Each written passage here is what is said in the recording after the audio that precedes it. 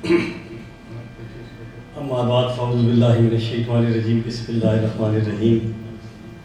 تیری رحمتوں سے ہوں بے خبر، یہ میری نظر کا قصور ہے۔ تیری رحمتوں سے ہوں بے خبر، یہ میری نظر کا قصور ہے۔ تیری راہ گزر میں قدم قدم، کہیں عرش ہے کہیں دور ہے۔ یہ بجا ہے مالک دو جہاں، میری بندگی میں قصور ہے۔ یہ خطا ہی میری خطا سہی، تیرا نام بھی تو غفور ہے۔ یہ بتا کہ تجھ سے ملوں کہاں، مجھے ملنا تجھ سے ضرور ہے۔ کہیں دل کی شرط نہ ڈالنا، ابھی دل گناہوں سے چور ہے۔ سب سے پہلے تو میں اپنے محترم قاضی صاحب کو، شرجیل میر صاحب کو اور اراکین ختم نبوت کا شکر گزار ہوں کہ وہ مجھے اس محفل میں آنے کا موقع بھی دیتے ہیں، اظہار کا موقع بھی دیتے ہیں، اور حضور پاک صلی اللہ علیہ وسلم جن سے نجات کا راستہ ہے اس کو پکڑنے کا موقع بھی دیتے ہیں۔ اور میں قاضی صاحب کی بات کو کہوں کہ یہاں آنے کے دو مقصد ہیں میرے۔ ایک یہ کہ ختم نبوت، کیونکہ یہ ہمارا ایمان ہے کہ جس نے حضور پاک صلی اللہ علیہ وآلہ وسلم سے محبت کی، اللہ اس سے بھی محبت فرمائیں گے، اس میں کوئی دو آرا نہیں۔ اور دنیا میں 1,24,000 پیغمبر بھیجے اور ہر پیغمبر کو کوئی نہ کوئی اللہ تعالیٰ نے معجزہ عطا کیا، وہ اس لسٹ میں نہیں جانا چاہتا، لیکن جب حضور پاک صلی اللہ علیہ وآلہ وسلم کی باری آئی تو ساری معجزوں کو اللہ نے ان کے اندر اکٹھا کر کے نبوت کی مہر لگا کے کہ یہ آخری نبی ہے اور یہ قرآن پاک کے آخری کلام ہے، ختم کر دیا۔ لیکن قاضی صاحب ایک دن میری بڑی خوبصورت بات کی، جس کا میں آپ کو بڑا زبردست پیغام دینا چاہتا ہوں کہ ایک دن قاضی صاحب نے مجھے ایک قصہ سنایا کہ ایک دن ایک شخص نے مفتی شفیع عثمانی سے پوچھا کہ حضور کسی عالم دین کے پاس بیٹھنے کا کیا ثواب ہے؟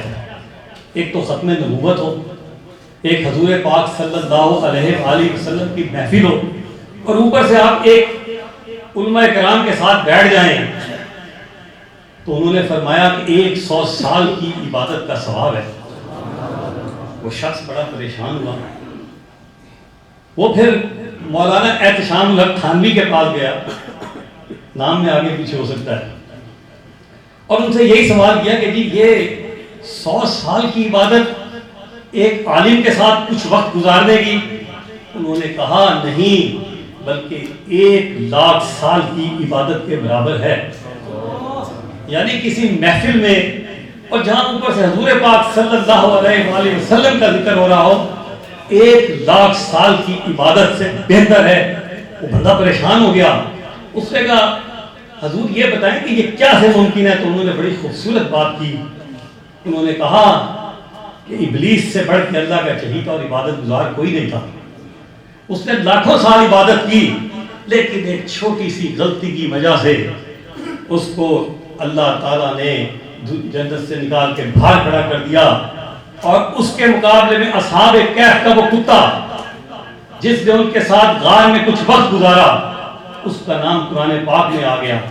تو یہ نسبتیں ہیں، بس میں زیادہ تقریر لمبی نہیں کر دیتا، لیکن میں اپنے علماء کرام کو سلوٹ کرتا ہوں کہ جب 1947 میں، صرف میں 1 منٹ کا حصہ دوں گا، کہ جب 1947 میں جو ملک لا الہ الا اللہ محمد الرسول اللہ کے نام پہ بنا، آپ المیہ دیکھیں کہ اس ملک کے اندر 1948 میں 1033 ایکڑ زمین، 1 آنا فی مرلہ قادیانوں کو لیز پر دے دی گئی تھی۔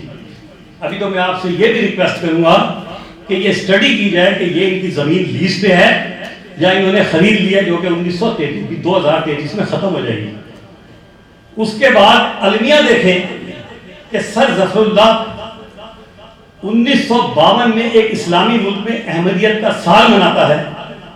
پھر المیہ دیکھیں کہ بلوچستان کے صوبے کو قادیانیوں کا صوبہ قرار دیا جاتا ہے، اور جب 1953 میں ہمارے علماء اکرام اس کے لیے اٹھتے ہیں تو 10,000 لوگوں کو شہید کر دیا جاتا ہے۔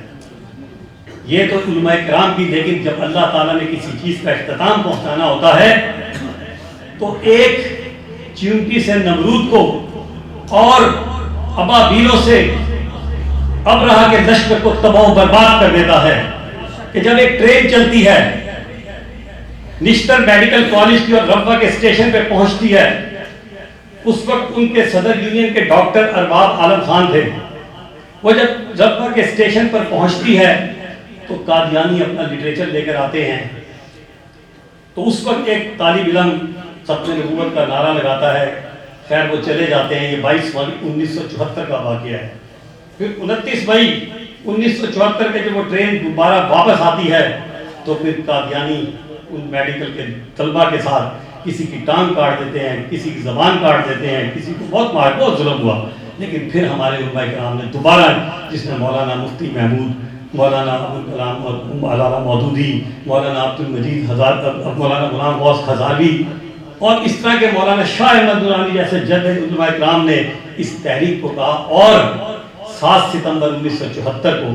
لیکن مجھے ایک افسوس ہوتا ہے قاضی صاحب، جب میں یہ سنتا ہوں کہ اس شخص کو 11 دن اسمبلی میں جس کا نام مرزا بشیر احمد قادیانی کا موقع دیا گیا، کیونکہ میں ایک امام ابو حنیفہ کی کو پڑھ رہا تھا کہ جو شخص یہ بھی ڈسکشن کرے کہ ختم نبوت پہ، وہ بھی جائز نہیں ہے۔ بہرحال اللہ تعالیٰ میرا اور آپ کا ان محفلوں کے صدقے اللہ تعالیٰ ہمیں تھوڑا سا حضور پاک صلی اللہ علیہ وسلم کی شفقت کے ذریعے ہمارے گناہوں کو معاف فرمائے، اور اللہ تعالیٰ ہمیں نیک راستہ دکھا دے، ہمیں عاجز اور اپنا پیارا بندہ بنا لے، اور ہمیں عمل کرنے کی توفیق عطا فرمائے، ورنہ عمل سے زندگی بنتی ہے جنت بھی جہنم بھی، یہ خاکی اپنی فطرت میں نہ نوری ہے نہ ناری۔ بہت شکریہ۔